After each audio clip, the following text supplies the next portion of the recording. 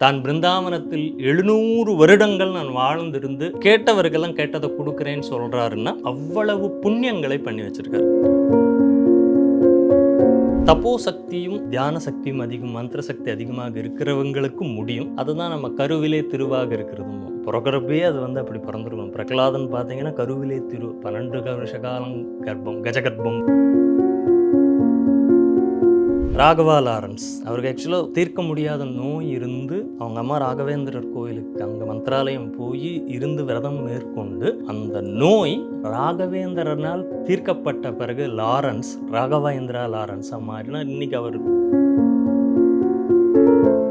திருவோண நட்சத்திரக்காரர்கள் யார் வேணா பிறந்தவங்க இருங்க, ராகவேந்திரரை கெட்டியாக பிடிச்சிக்கிட்டீங்கன்னா உங்கள் வாழ்க்கையில் மிகப்பெரிய அளவில் ஒரு மாற்றத்தை கொடுக்கும். அடுத்தது ரோகிணி.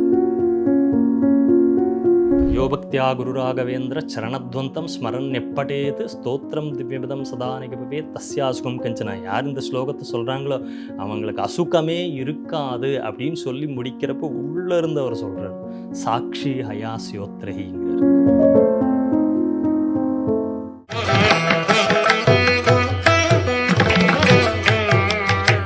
சார் வணக்கம். வணக்கம். பொதுவாக குரு அருளோட எந்த ஒரு விஷயமும் துவங்கினா நமக்கு எப்போவுமே வெற்றி அப்படிங்கிறது சொல்லப்படக்கூடிய ஒரு உண்மையான ஒரு விஷயம். நீங்கள் ராகவேந்திரருடைய ஒரு ஃபாலோயர் அண்ட் ராகவேந்திரருக்காக நிறைய விஷயங்கள் பண்ணிட்டு வந்திருக்கீங்க. முதல்ல குரு ராகவேந்திரருடைய அற்புதங்கள், மகிமைகள், யாரெல்லாம் வணங்குறதுனால அவங்களுக்கு இன்னமும் நிறைய பவர்ஃபுல்லாக அவங்களோட ஒர்க்கெல்லாம் சக்ஸஸ்ஃபுல்லாக இருக்கும். ஸ்ரீ குருப்யோ நமः. பூஜ்யாய ராகவேந்திராய சத்யதர்மரதாகச்ச பஜதாம் கல்பவருக்ஷாய நமதாம் காமதேனுவே அசாத்திய சாதக ஸ்வாமின் அசாத்தியம் தவகம்பத ராமதூத கிருபா சிந்து மத்காரியம் சாதக பிரபு. எனதர்மை குருநாதர் திருமுக புதுகுடிமூர்த்தி ஐயா அவர்களை வணங்கி குருவருளால் திருவருள் டிவியினுடைய வளர்ச்சி இனிதே நிறைவாகட்டும் என்று வாழ்த்துக்களை தெரிவித்துக்கொண்டு திருவருள் டிவி நேயர்கள் அனைவருக்கும் எல்லாம் நிறைவாகட்டும். குரு ராகவேந்திரர் நம்ம தமிழ்நாட்டில் பிறந்து இன்னைக்கு உலகத்திற்கே குருவாக திகழ்ந்து கொண்டிருப்பவர் ராகவேந்திரர். பிரகலாதருடைய அவதாரமாக, ஏன்னா முதல்ல அவரோட அவதாரம்னா பிரகலாதராக அவதாரம் பண்ணார். நரசிம்ம சுவாமியினுடைய தரிசனத்தை பிரத்யட்சமாக பார்த்தவர் ராகவேந்திரர். அதுக்கப்புறம் அதே பிரகலாதனாக இருக்கும் பொழுது வாமனாவதாரமும் அதே காலத்தில் கிருத்தயுகத்தில் தான் 2 அவதாரங்களும் நிகழ்ந்திருக்கு. வாமன அவதாரம் நடந்தது பலி சக்கரவர்த்திக்கு. இந்த பிரகலாதனுடைய பேரன் தான் பலி சக்கரவர்த்தி. ஸோ அப்போது வாமனாவதாரம் நிகழும் பொழுது பிரகலாதர் இருந்திருக்காருன்னு. ஸோ 2 அவதாரங்களை பகவான் அவதாரங்களை பார்த்தார். அவரே மகாபாரதத்தில் பாக்லீக மகாராஜான்னு சொல்லிட்டு இருந்தார். ஸோ கிருஷ்ணாவதாரத்தையும் பார்த்தவர். பின்பு வியாசராஜராக கலியுகத்தில் வியாசராஜருங்கிறது தான் முதல் அவதாரமாக எடுக்கிறாரு. அதுக்கப்புறம் ராகவேந்திரராக அவதாரம். புவனகிரி, கடலூர் மாவட்டத்தில் இருக்கக்கூடிய புவனகிரி தான் அவருடைய அவதார ஸ்தலம். அவர் நிறைய வாழ்ந்தது அப்படின்னு பார்த்தா தமிழ்நாட்டில் தான். தஞ்சாவூரில் தான் அவருக்கு சந்நியாச ஆசிரமம் கிடைக்குது. கும்பகோணத்தில் இருந்த அவருடைய குரு சுதீந்திரருடைய அந்த மடத்தில் தான் அவருக்கு வித்யாபியாசம். சின்ன வயசுலேயே பரிமளாச்சாரியாருங்கிற பேரை வாங்கிட்டார். பெரிய ஞானம், ஆனால் பயங்கரமான ஏழ்மை. நமக்கெல்லாம் மாதத்தில் ஒரு நாள் ஏகாதசி அப்படின்னா ராகவேந்திரருக்கு 15 நாளும் ஏகாதசி, ஒரு நாள் தான் சாப்பாடுங்கிற மாதிரி வாழ்ந்திருக்காரு. இன்றைக்கி அவரை நம்பி இருக்கிறவங்களுக்கு சொல்கிறோம் காமதேனுவேங்கிறோம், கல்பவருக்ஷாயன்னு சொல்கிறோம். வரவங்களுக்கெல்லாம் கல்பவருஷமாக காமதேனுவா அவர் கொடுத்தாலும் அவருடைய சரித்திரம் பார்த்தோன்னா மாத்து துணி இல்லாமல் வாழ்ந்த ஒரு மகான்னு சொல்லுவோம். அவருக்கு மாத்திரமில்ல, அவரை கல்யாணம் பண்ணிட்டு அவங்களுடைய மனைவி சரஸ்வதி பாய் அவங்களுக்கும் அதே நிலைமை தான். அவருக்கு குருராஜன்கிற ஒரு குழந்தையும் பிறந்தது அப்படிங்கிறது சரித்திரங்கள் பார்க்குறோம். சந்நியாச ஆசிரமம் ஏற்றுக்கொண்டது தஞ்சாவூரில் தான் ஏற்றுண்டார். அதுவும் பிப்ரவரி மாதம், ஆங்கிலத்தில் பிப்ரவரி மாதம், மாசி மாதத்தில் சந்நியாச ஆசிரமம் எடுத்துக்கிட்டது. அவர் பிறந்த நட்சத்திரங்கிறது மிருகசீரிஷம். என்ன அற்புதங்கள் பண்ணியிருக்கார் ராகவேந்திரர்? அப்படி என்ன ராகவேந்திரருக்கு மகிமைனா, முதல் மகிமை அவருடைய அவதாரங்கள் தான். பிரகலாதனே ராகவேந்திரராக வந்தாருங்கிறதும் முதல் விஷயமா. அப்போது 4 யுகங்களாக, ஒரு 2 யுகங்களாக சஞ்சரித்து கலியுகத்திலையும் இருந்து தான் பிருந்தாவனத்தில் 700 வருடங்கள் நான் வாழ்ந்திருந்து கேட்டவர்களெல்லாம் கேட்டதை கொடுக்குறேன்னு சொல்கிறாருன்னா அவ்வளவு புண்ணியங்களை பண்ணி வச்சுருக்கார். ஒரு மனிதன் புண்ணியம் அதிகமாக பண்ணாலும் பிரச்சனை, பாவம் ஜாஸ்தி பண்ணாலும் பிரச்சனை. ரெண்டுமே சரிசமமாக இருக்கணும். நம்ம அளவுக்கு அதிகமாக சாப்பிட்டுட்டோன்னா ஜீரணம் ஆகிறதுக்குள்ளே இந்த மலைப்பாம்பு மாதிரி ஏன்டா சுருண்டு கிடக்குற அப்படின்னு சொல்லி நமக்கு பெரியவங்கள சொல்லுவாங்க. அப்போ இந்த பாவ புண்ணியமும் அதே அளவீடு தான். 2ம் சரிசமம் ஆகும் பொழுது தான் மோட்சத்தை நீ அடைய முடியுங்கிறது. நிறைய புண்ணியங்கள் பண்ணினதுனால அவரோட அந்த புண்ணியங்களையே இன்னைக்கு எல்லாருக்கும் பலன்களா குடுத்துட்ருக்கார் அப்படிங்கிறது தான் ராகவேந்திரருடைய மிகப்பெரிய ஒரு மகத்துவம் அப்படின்னு சொல்லலாம். அவர் சந்நியாச ஆசிரமம் வாங்கிண்டு சந்நியாசியாக இருந்த பொழுதே நிறைய மகிமைகளை பண்ணியிருக்கார். அவருடைய சீடன் ஒருத்தன் வந்து நிறைய எல்லாரும் என்ன கேட்போம், எனக்கு பணம் குடுன்னு கேட்போம். வீடு வாசல் குடு, எனக்கு கல்யாணம் ஆகணும், என்னோட தொழில் முன்னேற்றம் வரணும், இப்படி கேட்குறவங்க உண்டு. ஒரு சீடன் மாத்தான் அவர்கிட்ட எனக்கு மோட்சம் வேணும்னு கேட்டானாம். என்னது மோட்சம் வேணுமா? ஆமா மோட்சம். சரி ஆச்சு, நான் சொல்கிறேன் அன்னைக்கு உனக்கு மோட்சத்தை நான் அனுக்கிரகம் பண்ணுறேன்னு. இந்த இடத்துல காஞ்சி பெரியவரும் இதே மாதிரி ஒரு நிகழ்வு அவரோட லைஃப்லேயே நடந்திருக்கு. காஞ்சி பெரிய இந்த சாத்துர்மாசம், இப்போ சாத்துர்மாசம் இந்த காலம் ஆடியிலேருந்து சாத்துர்மாசியம். ஆந்திராவில் ஒரு இடத்துல சாத்துர்மாசத்தில் காஞ்சி பெரியவர் இருக்கார். காஞ்சி பெரியவருக்கு பூஜைக்கு டெய்லி வில்வம் வேணும். அந்த ஊரில் வில்வம் கிடைக்குமான்னு பாரு, மடத்து அந்த அதிகாரிக்கு சொல்கிறாரு. தேடுறாங்க, கிடைக்கல. அங்கே ஒரு மாடு மேய்க்கக்கூடிய சிறுவன் வந்து டெய்லி ஒரு பெரிய கூடை நிறைய வில்வம் கொண்டு வந்து வச்சுட்டு ஓடி போயிடுவானாமா. காலையில் 5 மணிக்கு கொண்டு வந்து வைப்பான். யாருமே எந்திரிச்சிருக்க மாட்டாங்க. இவன் ஓடி போயிடுவான். இப்படி டெய்லி 10 நாட்கள் நடக்குது. 11வது நாள் யார் வச்சுட்டு போகிறான்னு கண்டுபிடி, அது என்னது இது வச்சுட்டு ஓடி போயிடுறான் அவன், யார் கண்டுபிடின்னு பெரியவா சொல்கிறார். இதுக்கோசரமே அந்த அதிகாரி, அந்த மடத்தினுடைய நிர்வாகி எந்திரிச்சு உட்காந்து போட்டால் காலையில் 5 மணிக்கு இந்த பையன் கொண்டு வந்து, நந்தன்னு பேருன்னு நினைக்கிறேன், கொண்டு வந்து வச்சுட்டு போகிறான். டப்புன்னு பிடிச்சிடுறாரு. எதுக்கு வச்சுட்டு ஓடி போயிடுறேன்னு. இல்லை நீங்கள் எல்லாம் பெரியவங்க, ஏன்னா இந்த ஜாதி வித்தியாசங்கள்லாம் இருந்த காலம். அப்போது என்னையெல்லாம் நீங்கள் ஏற்றுப்பீங்களான்னு தெரியாது, அதனால் சாமி நான் போயிடுறேன் அப்படின்னு சொல்கிறேன். இல்லை உனக்கு பெரியவர் பார்க்கணுன்னு சொல்லியிருக்காருன்னு நான் கூட்டிகிட்டு போய், ஏண்டான்னா எங்கள் அப்பார் சொல்லியிருக்காருங்க, உங்களை மாதிரி பெரியவர்கள்லாம் வந்தால் அவங்களுக்கு என்ன வேணுமோ அதை சேவை பண்ணணுன்னு, அதை நான் உள்வாங்கிட்டு உங்களுக்கு பண்ணிகிட்ருக்கேன் அப்படின்னார். 45 நாட்கள் சாத்துர்மாசியம் ஒரு இடத்துல இருப்பாங்க. 45வது நாள் முடிஞ்சுது, கிளம்புறாரு பெரியவர். இவனை ஒரு நாள் கூப்பிட்டு வச்சு பூஜையெல்லாம் பார்க்க வச்சு எல்லாமே பண்ணுறாரு. கிளம்புறப்போ அந்த பையன்கிட்ட கேட்குறாரு, உனக்கு என்ன வேணும் கேளுன்னு. சாமி எங்கள் அப்பார் சொல்லியிருக்காருங்க, பெரியவங்க கிட்ட பெருசாக தான் கேட்கணும். என்ன கேட்கணும்? சாமி இந்த பிறவியோட எனக்கு பிறவி முடிஞ்சிடணும் சாமி, இதுக்கு மேலே நான் பிறக்கக்கூடாது, அதுக்கு நீங்கள் எனக்கு அனுகிரகம் பண்ணணுங்கிறார். பெரியவர் ஆச்சரியமாக பார்த்தாராமா. ஒரு மாடு மேய்க்கக்கூடிய ஒரு சிறுவன், பெரிய ஞானம் இல்லை, அவன் கேட்டது மிகப்பெரிய ஞானமான விஷயத்தை கேட்டிருக்கான். ஆகட்டும் அப்படின்னு அவர் போயிடுறார். காஞ்சிபுரத்துக்கு வந்துடுறார். ஒரு நாள் கொஞ்சம் நாட்கள் நகருது. ஒரு நாள் ஒரு தந்தி வந்து காஞ்சிபுரம் மடத்துக்கு வருது. தந்தி பார்த்தோன்னே இந்த பையன் வந்து இறந்துடுறான். பெரியவர்கிட்ட சொல்லப்படுகிறது. உடனே காமாட்சியம்மன் கோயில் தெப்பக்குளத்துக்கு வந்து 7 முறை அங்கே மூழ்கி ஜபம் பண்ணுறாராமா பெரியவர். மூழ்கிறார், ஜபம் பண்ணுறார், இப்படி 7 முறை பண்ணுறார். இப்போ எல்லாரும் ஆச்சரியமாக, இந்த டைமில் கோயிலுக்கு வர மாட்டார், குளிக்க மாட்டார், இது என்ன பண்ணிட்டு இருக்காரு வரைக்கும் எல்லாரும் ஆச்சரியமாக இருந்தது. அப்போ அந்த மடத்து அதிகாரி கேட்குறப்ப, அந்த பையன் நந்தன் கேட்டிருந்தானோ இல்லையோ, அவனுக்கு இன்னும் 7 ஜென்மா இருந்தது, அதுக்கோசரம் நான் 7 முறை அவனுக்கோசரம் மூழ்கி அம்பாள் கிட்ட பிரார்த்தனை பண்ணிட்டேன், அவனுக்கு ஜென்மா இல்லாமல் போயிடும். அப்படியே இந்த ராகவேந்திரர் அதுக்கு முன்னாடி வாழ்ந்தவர்.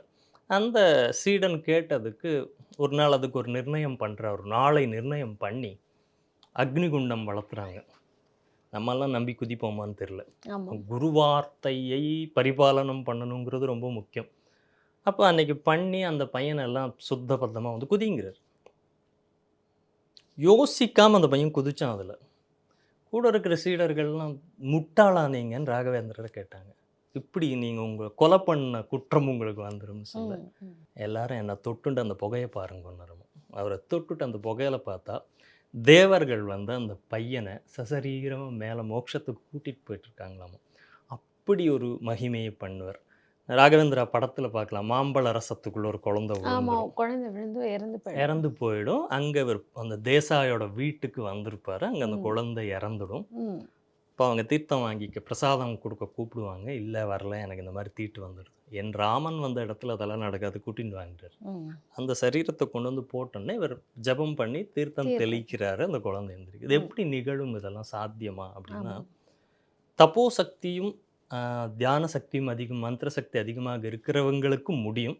அதுதான் நம்ம கருவிலே திருவாக இருக்கிறதும். பிறக்கிறப்பே அது வந்து அப்படி பிறந்துருக்கணும். பிரகலாதன் பார்த்தீங்கன்னா கருவிலே 12 வருஷ காலம் கர்ப்பம், கஜகர்ப்பம்பாங்க. நம்மளாம் 10 மாதத்தில் பிறந்தோம். அவன் 12 வருஷ காலம் கர்ப்பத்திலிருந்து நாரதருடைய பாகவத புராணங்களை எல்லாம் கேட்டு கருவிலேயே அப்படியே பிறந்து வந்தது. அதுதான் இன்றைக்கும் பிரசவத்தில் இருக்கக்கூடியவங்களுக்கு என்ன சொல்கிறோம்னா, நல்ல விஷயங்களை கேளுங்க, நல்ல ம். விஷயங்களை படிங்க. அப்போ அந்த குழந்தை உள்ளிருந்தே மேனுஃபேக்சரிங் மேனுஃபேக்சரிங் டிஃபெக்ட்னு சொல்கிற மாதிரி, மேனுஃபேக்சரிங் யார்கிட்ட இருக்குது? தாய்கிட்ட தான் இருக்குது. அந்த தாய் அதை அப்படி வச்சு, அதுக்கு தான் வளகாப்பு எல்லாமே அந்த சந்தோஷமாக வச்சுக்கொள்ளணுங்கிறதுக்கு அது பண்ணுறது. அப்படி கருவிலே திருவாக வந்தவர் ராகவேந்திரர். அன்னைக்கு அந்த ஜெபம் பண்ணி அந்த உயிர்நிலை மேலே போயிட்டு இருந்ததை தன்னுடைய ஜபோ சக்தினால், மந்திர சக்தினால் இழுத்து நிறுத்த வச்சு கூப்பிட்டு கொண்டு வந்து உயிரை திருப்பியும் கொடுத்தார். இப்படி நிறைய நிகழ்வுகளை நம்ம பத்தி சொல்லிகிட்டே சொல்லலாம். போகலாம். தமிழ்நாட்டில் இன்னைக்கு சூப்பர் ஸ்டார் ரஜினிகாந்த். அவரோட வாழ்க்கை மாறினது 100வது படம் ராகவேந்திரர்னா, அந்த 100வது படம் ராகவேந்திரர் படத்திற்கு அப்புறம் அவருடைய அந்த வளர்ச்சிங்கிறது பெரிய இன்னைக்கு எங்கேயோ. மலையளவான வளர்ச்சி. ராகவா லாரன்ஸ் அவருக்கு ஆக்சுவலாக தீர்க்க முடியாத நோய் இருந்து, ம். அவங்க அம்மா ராகவேந்திரர் கோயிலுக்கு அங்கே மந்திராலயம் போய் இருந்து விரதம் மேற்கொண்டு அந்த நோய் ராகவேந்திரனால் தீர்க்கப்பட்ட பிறகு லாரன்ஸ், ராகவேந்திரா லாரன்ஸாக மாறினா இன்னைக்கு அவர் கோயில் கட்டி ராகவேந்திரர் ஆமா. அவரே. ஸோ எல்லாருடைய வாழ்க்கையிலும் மிகப்பெரிய மாற்றத்தை நான் நேற்று கூட பார்த்தேன். இந்த ஸ்கந்தஸ்ரீ சிவஸ்ரீ ஸ்கந்த பிரசாத், இந்த பாடகர் பஜனை பாட்டு இதெல்லாம் ம், பாடுறாங்க. ம். அவங்க சொன்னாங்க, நாங்கள் மந்திராலயம் போயிருந்தப்போ எனக்கு வந்து பெருசாக ஒன்றும் தோணலை, ஆனால் நான் உள்ளே போகிறப்ப எனக்கு ராகவேந்திரருடைய தரிசனமே அங்கே கிடைச்சது கிடைச்சது. ம். அப்படிங்கிற மாதிரி. நிறைய பேருடைய வாழ்க்கையில் ராகவேந்திரர் நம்பிக்கை தான். நிச்சயமாக. ரொம்ப யாரும் எதா இருந்தாலும் நம்பிக்கை. நம்பிக்கை தான் முக்கியம். ஒன்று, நம்ம தமிழ்நாட்டிலேயே பிறந்த மிகப்பெரிய ஒரு மகான் இன்னைக்கு ஆந்திராவை வந்து ஆட்சி செய்து கொண்டிருக்கிறார் அப்படிங்கிறது நம்ம தமிழராக நமக்கு வந்து இது ஒரு பெரிய பெருமை. அடுத்தது கும்பகோணத்தில் இருந்து நிறைய காலங்கள் இருந்திருக்கார், தஞ்சாவூரில் நிறைய காலங்கள் இருந்திருக்கார். சரி, யார் ஒரு குருவோட வழிபாடு இவங்க தான் பண்ணணும் அவங்க தான் ம். பண்ணணும்னு இல்லை. பட் எல்லாருக்குமே இது ஏற்ற வழிபாடாக இருந்தாலும் சில நட்சத்திரக்காரர்களுக்கு ம். ரொம்ப சிறப்பான வழிபாடாக ஏன்னா இருக்கும். ஜோதிடத்திலே பார்த்தீங்கன்னா ஒவ்வொரு கடவுளுக்கு இவங்க இந்த கடவுளை பிடிக்கும் பொழுது அவங்களுக்கான பலன்கள் இன்னும் பெருசா இருக்கும் அப்படின்னு தான் சொல்லப்படுறது. அதே மாதிரி பார்க்கும்பொழுது ராகவேந்திரருடைய இந்த வழிபாட்டை யார் யார் பண்ணா இன்னும் அவங்களுக்கு வெற்றி பெருசா இருக்கும். நீங்கள் ரஜினி அவரே எடுத்துக்கோங்களேன். அவர் ம். பிறந்தது திருவோணம், ம். ராகவேந்திரர் பிறந்தது மிருகசீரிஷம். ஸோ இந்த திருவோணத்துக்கு தனத்தாரைன்னு சொல்லுவோம். தாராபலன்லாம் பார்க்குறோம். ஆமா. ஜென்மத்தாரை, தனத்தாரை, விபத்து ஆமா. தாரைன்னு. அந்த தாராபலனில் இவர் பிறந்த அந்த மிருகசீரிஷம் வந்து தனத்தாரை அவருக்கு. ஸோ ம். அவரை பிடித்த பிறகு அவருடைய வளர்ச்சியும் நல்லா அவருடைய அந்த இருந்தது. தனத்தினுடைய நிலையும் அவரோட வாக்குக்கு இருக்கக்கூடிய ஒரு மதிப்பும் மதிப்பும். ம். எவ்வளவு உயர்ந்திருக்குன்னு ம். பார்க்குறோம் நம்ம. அப்போ திருவோண நட்சத்திரத்தில் பிறந்தவர்களுக்கு ராகவேந்திரர் மிகப்பெரிய அபரிமிதமான வளர்ச்சியை கொடுக்கக்கூடியவராக, ம். முக்கியமாக திருவோண நட்சத்திரம் மகர ராசின்னா ரிஷபராசியில் இருக்கிற மிருகசீரிஷம். ம். அப்போ அது இவருக்கு 5ஆம் ஏன்னா இடமா அது வரும். உடையக்கூடிய நட்சத்திரமா உடைந்த இருக்கிறதுனால. நட்சத்திரம் பின்ன நட்சத்திரங்களே வந்து ரொம்ப விசேஷமான பலன்களை கொடுக்குறது. அந்த பக்கமும் எடுத்துக்கலாம், இந்த பக்கமும் எடுத்துக்கலாம். ம். இவருக்கு 5ஆவது இடமா வருது திருவோணத்துக்கு. 5ங்கிறது கலைத்துறை அப்படின்னு எடுத்துப்போம். இப்போ அதில் தான் அவரை மிகப்பெரிய வளர்ச்சிக்கு கூட்டிகிட்டு ஆமா. போச்சு. ஸோ திருவோண நட்சத்திரக்காரர்கள் யார் வேணால் பிறந்தவங்க இருங்க, ராகவேந்திரரை கெட்டியாக பிடிச்சிக்கிட்டிங்கன்னா உங்கள் வாழ்க்கையில் மிகப்பெரிய அளவில் ஒரு மாற்றத்தை கொடுக்கும். அடுத்தது ரோகிணி. ரோகிணி நட்சத்திரக்காரங்களுக்கும் திருவோணம், ரோகிணி, ஹஸ்தம். ரோகிணிக்கு பணம் சார்ந்த விஷயங்களில் பிரச்சனை இருக்குன்னா ராகவேந்திரர் தான். திருவோணத்துக்கு மனம் மற்றும் பணம், ஹஸ்தத்துக்கு மிகப்பெரிய பாக்கியத்தை கொடுக்கக்கூடியவராக ராகவேந்திரர் இருப்பார். ஸோ இந்த 3 நட்சத்திரமும் பர்டிகுலராக பார்த்தோன்னா இந்த 3க்கும் ரொம்ப சிறப்பான பலன்களை கொடுக்கக்கூடியதாக ராகவேந்திரது இருக்கும். அப்போ மற்றவங்களுக்கு இல்லையான பரணிக்கு க்ஷேமதாரையாக மாறிடும், கிருத்திகைக்கு விபத்து, விபத்துகளை தடுக்கக்கூடியதாக இருப்பார், ம். திருவாதிரைக்கு பரம மைத்திரமாக இருப்பார், புனர்பூஷத்துக்கு மைத்திரத்தாரையாக வருவார். ஸோ அவங்கவங்க நட்சத்திரத்துக்கு 4வது, 6வது, 8வது, 9வது நட்சத்திரமாக இந்த மிருகசீரிஷம் யாருக்கெல்லாம் வருதோ அவங்க இவரை கெட்டியாக பிடிச்சிக்கணும். அவங்களுக்கு மாத்திரமானா இல்லை, எல்லாருக்குமான குரு, புவனகிரியில் பிறந்து புவனத்திற்கே குருவாக இருப்பவர். உங்களுக்கு மாத்திரம் எனக்கு மாத்திரம்னு இல்லை, எல்லாருக்குமே குரு. முக்கியமாக மாத்வா கம்யூனிட்டி, மாத்வா பிராமின் கம்யூனிட்டிக்கு அடையாளமாக இருக்கிறதே ராகவேந்திர சுவாமி தான். அவர் இல்லைன்னா இந்த அளவுக்கு மாத்வா அப்படின்னு ஒன்று இருக்காங்கிறது வெளியே வந்திருக்குமான்னா தெரியாது. அந்த கம்யூனிட்டியினுடைய அடையாளமாகவே திகழக்கூடியவர் ராகவேந்திரர். இவருக்கு வந்து மந்த்ராலயத்துல போய் சிறப்பு வழிபாடு பண்றாங்க. தமிழ்நாட்டுல இவருக்கான ஒரு பிருந்தாவனம் அப்படின்னு சொன்னா அது எங்க இருக்கு? மந்த்ராலயம் அவர் ஜீவ சமாதி அடைந்த அந்த ஒரு இடம். ஆவணி மாதம் தேய்பிரை த்விதீயை திதி, அதாவது நம்ம ஆவணி அவிட்டம் வரக்கூடிய அடுத்துக்கு 2வது நாளில் தான் அவர் வந்து தன்னுடைய சசரீரமாக தன்னுடைய சரீரத்தோட தானே உணர்ந்து போய் உள்ள உட்கார்றாரு.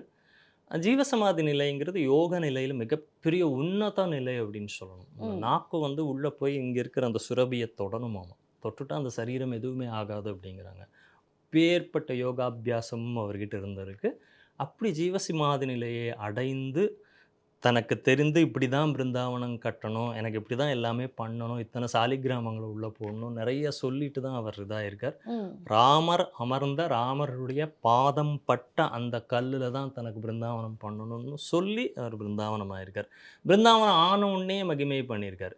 நம்ம இதில ராகவேந்திரா படத்தில பார்த்தா இந்த டெல்லி கணேஷ் ஓடி வருவார். ஆமா. அது அவருக்கு அந்த ஆக்சுவலி கடலே வந்து வழி விடுற மாதிரியான அது ஒரு ஆக்சுவலா அந்த விஷயங்கள் நடக்கும். துங்கபத்ரா நதியினுடைய அக்கரையில் இருக்கக்கூடிய கிராமத்துக்கு போய் சொல்லிட்டு வரதுக்கு போறாரு. அது ம். ஸ்லோகம் ஆக்சுவலா பூர்ணபோத குரு தீர்த்த பயோக்தி பாரான் ராகவேந்திர ஸ்தோத்திரம் அங்க தான் உருவாகுது. ஓகே. என்னெல்லாம் நீங்க ராகவேந்திரரை வழிபட்டால் கிடைக்குங்கிறது அந்த ஸ்லோகமே சொல்லிடுது. ம். ராகவேந்திரர் மாரி ஒருத்தர் வந்து நீங்க விரும்புறத குடுக்கிறவர் இல்லவே இல்ல உலகத்துலன்னு அந்த ஸ்லோகம். அபேக்ஷித பிரதாதான்யம் ராகவேந்திரான்னு வித்யதே. ராகவேந்திரர் போல நீ ஆசைப்பட்டத குடுக்கிறவர் உலகத்திலே இல்ல, யாருமே இல்ல. புடிச்சுக்கோ அப்படின்னு சொல்றார். ம். சந்தான சம்பத் பரிசுத்த பக்தி. நல்ல பக்தியும் குடுக்குது, சந்தான பாக்கியத்த குடுக்குது, சம்பத்த குடுக்குது.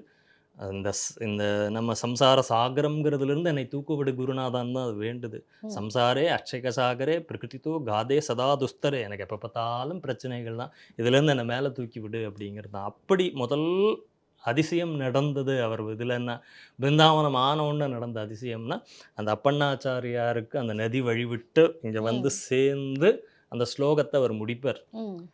யோபக்தியா குருராகவேந்திர சரணத்வந்தம் ஸ்மரன் எப்பட்டேத்து ஸ்தோத்திரம் திவ்யபதம் சதா நிகபவே தஸ்யா அசுகம் கஞ்சனா. யார் இந்த ஸ்லோகத்தை சொல்கிறாங்களோ அவங்களுக்கு அசுகமே இருக்காது அப்படின்னு சொல்லி முடிக்கிறப்போ உள்ளே இருந்து அவர் சொல்கிறார், சாட்சி ஹயாஸ்யோத்ரஹிங்கிறார். இதற்கு சாட்சியாக ஹயக்ரீவனே இருப்பான்னு சொல்லி உள்ள பிருந்தாவனத்திலிருந்து ராகவேந்திரர் சொன்ன முதல் ஒரு மகிமைன்னு இதுதான். அந்த ஸ்லோகத்தை ஆசீர்வதிக்கிறார்னு. அங்கே மந்திராலயத்தில் பிருந்தாவனம் ஆன பிறகு ஆனதுன்னா தஞ்சாவூர் தான் தமிழ்நாட்டில் இருக்கக்கூடிய முதல் பிருந்தாவனம். தஞ்சாவூரில் 12 வருஷ காலங்கள் ராகவேந்திரர் அந்த காவேரிக்கு தீரத்தில் தபஸ் பண்ணி இருந்த இடம். ஸோ அங்கே அந்த ராஜா வந்து இவர் போன பிறகு அங்கே பஞ்சம் வந்துடுது. கேட்குறார், நீங்கள் திரும்பி வந்துடணும்னு. இல்லை, ம். நான் வர முடியாது, சூக்ஷ்ம சரீரமாக அங்கே இருப்பேன், ஒரு நாகம் உனக்கு வழி காமிக்கும், அந்த நாகம் வழி காமிக்கிற இடத்துல என்னை பிருந்தாவனம் பண்ணு அப்படின்னு. அதே மாதிரி எங்கேயுமே இல்லாமல் சர்ப்ப பீடத்தில் இருக்கிற ராகவேந்திரர் பிருந்தாவனம் தஞ்சாவூரில் தான். அங்கே ஆக்சுவலாக இந்த ராகவேந்திரர் பிரதிஷ்டை பண்ணுறதெல்லாம் அந்த மண் எடுத்துகிட்டு வந்து பிரதிஷ்டை பண்ணுவாங்க. இந்த ம். மூல மந்திராலயத்திலேருந்து அந்த மிருத்திகை மண்ணு. எடுத்துகிட்டு வந்து தான் வைப்பாங்க. தஞ்சாவூர் அப்படி பிரதிஷ்டை செய்யப்பட்டது இல்லை. அங்கே மிருத்திகை இல்லை, ஏன்னா அவரே நான் இருக்கேன்னு சொன்ன இடமா இருக்கிறதுனால ரொம்ப விசேஷமான ஸ்தலம் தான் தஞ்சாவூர் தான் முதல் பிருந்தாவனம். ஆனால் அந்த மண் எடுத்துகிட்டு வந்து பிரதிஷ்டை பண்ணின இடங்கள் அப்படின்னு பார்த்தீங்கன்னா ஈரோடு, அப்படி மிருத்திகா பிருந்தாவனம் வச்ச இடத்துல முதல் பிருந்தாவனம் ஈரோட்டில் காவேரி கரையில் இருக்கக்கூடிய ராகவேந்திர சுவாமி சன்னிதானம். தமிழ்நாட்டிலேயே இரண்டாவதாக 3வது பிருந்தாவனம் மிருத்திகை பிரதிஷ்டை செய்யப்பட்ட இடங்களில் 2வது இடத்திலும், கோவை மாநகரிலேயே முதல் பிருந்தாவனம்ங்கிறது நம்ம கோயம்புத்தூரில் இருக்கக்கூடிய செலவன் வீதி ராகவேந்திர சுவாமி பிருந்தாவனம் தான். அது கூட யோகா ஆஞ்சநேயரும் அங்கே இருக்கார். யோகம் தான் என்ன, நமக்கு பாக்கியத்தை கொடுக்குது. அப்போ ம். உங்களுடைய பாக்கியமும் குருவருளும் திருவருளும் ஒருங்கே ஒரு இடத்துல கிடைக்குமான்னா அது கோயம்புத்தூரில் இருக்கிற செலவன் வீதி ராகவேந்திரர் பிருந்தாவனம். இன்னொன்று பக்கத்திலேயே கிருஷ்ணரும் இருக்கார். அவர் பிருந்தாவனம் ஆறப்ப கிருஷ்ணர் தான் கூட்டிகிட்டு போய் உள்ள ஆமா. வச்சாரு. உள்ள கொண்டு அப்போ போய் உட்கார. அப்படி வேணுகோபால கிருஷ்ணன் பக்கத்தில், அதுக்கு பக்கத்திலே ராகவேந்திர சுவாமி பிருந்தாவனம். அப்போ ரோகிணி மிருகசீர்ஷம் ரெண்டும் இணைந்து இருக்கக்கூடிய இடமாக கோயம்புத்தூருடைய செலவன் வீதி ராகவேந்திர சுவாமி பிருந்தாவனம் இருக்குது. கண்டிப்பாக எல்லாரும் ஒரு முறை ஏன்னா தமிழ்நாட்டில் 2வது பிருந்தாவனம்ங்கிற பெருமை அந்த இடத்துக்கு இருக்குது. ஸோ கண்டிப்பாக எல்லாரும் அங்கே தரிசனம் பண்ணோம். என்ன பண்ணலாம் ராகவேந்திரருக்குன்னா, தேங்காய் எண்ணெயில் தீபம் ஏற்றுவது சிறப்புன்னு சொல்கிறாங்க. பட் இன்னைக்கு கோவில்கள் எல்லாம் நெய் விளக்கு மாத்திரம்தான் இருக்குது. ம். ம். அப்போது நம்ம வீட்டிலேருந்து எடுத்துகிட்டு போய் தேங்காய் எண்ணெயில் தீபம் ஏற்றலாம். இளநீர், அதுவும் மிருகசீரிச நட்சத்திரத்தை குறிக்கக்கூடியது தேங்காய், அதனால் தேங்காய் எண்ணெய்ன்னு சொன்னோம். அப்போ அபிஷேகமாக கொடுக்குறதா இருந்தால் இளநீரை வாங்கி அபிஷேகித்து உங்களுடைய பிரார்த்தனைகளை நீங்கள் வைக்க கண்டிப்பாக பஜதாம், என்ன நீங்கள் அவரை பஜிப்பதால் உங்களுக்கு கல்பவருட்சமாக காமதேனுவாக இருந்து உங்களுக்கு எல்லாத்தையுமே கொடுத்துருவார் அப்படின்னு. அதுவும் குறிப்பிட்ட அந்த காலையில் 7 மணியிலிருந்து 7:30 மணிக்குள்ளே, ஏன்னா காலையில் 6 to 7:30 யமகண்டம் வரும்.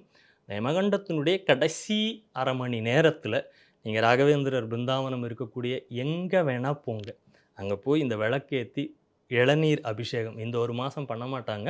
அடுத்த மாதம் ராகவேந்திர சுவாமியோட ஆராதனையே வருது. அவர் ஜீவசமாதியான அந்த ஒரு நாள் ஆகஸ்ட் மாதம் 21, 22 இந்த நாட்கள் அவர் பிருந்தாவனம் ஆன நாள். அன்னைக்கு கண்டிப்பாக போய் இளநீர் அபிஷேகத்துக்கு வாங்கி கொடுத்து தேங்காய் எண்ணெயில் விளக்கேற்றி அவருடைய அருளை பெறுங்க. ஏன்னா உங்களோட கர்மா வழி விட்டுருச்சுன்னா குரு அனுகிரகம் பண்ணிடுவார். எனக்கு நடக்கலையே நான் அப்படின்னு நினைக்காதீங்க. உங்கள் கர்மா வழி விட்டால் குரு கண்டிப்பாக அருள் செய்வார். அருமை. ஏன்னா குரு அருள் அப்படிங்கிறது ரொம்ப முக்கியம். அதிலும் ஸ்ரீ ராகவேந்திரர் அவர் உருவான விதம், அவர் வந்து எங்கே சமாதி அடைந்தார், அவருக்கான பிருந்தாவனம் எங்கே இருக்குது, என்ன ஸ்லோகம் சொல்லலாம், எந்த நட்சத்திரக்காரங்க வழிபட்டால் இன்னும் அவங்களுக்கு நிறைய ப்ளஸ் பாயிண்ட்ஸ் இருக்குன்னு ராகவேந்திரர் பற்றி அரிய பல தகவல் சொல்லியிருக்கீங்க. அடுத்த ஒரு நல்ல பதிவில் சந்திக்கலாம் சார். நன்றி.